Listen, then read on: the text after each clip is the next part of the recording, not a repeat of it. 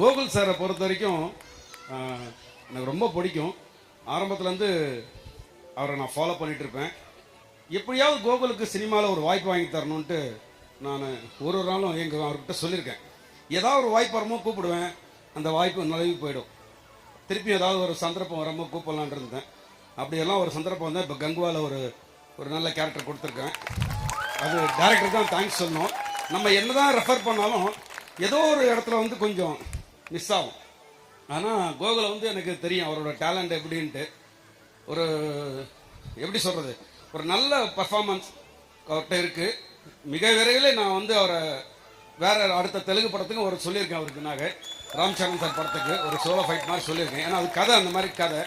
So இவரோட பாடி லாங்குவேஜும் அவருடைய இந்த பர்ஃபார்மன்ஸுக்காக அந்த மாதிரி ஒரு ஆக்ஷன். அது கண்டிப்பாக திரையில் அந்த படத்துலையும் நீங்கள் பார்ப்பீங்க. வர இந்த மாதிரி சின்ன பசங்களுக்கு இவ்வளோ பெரிய வாய்ப்பு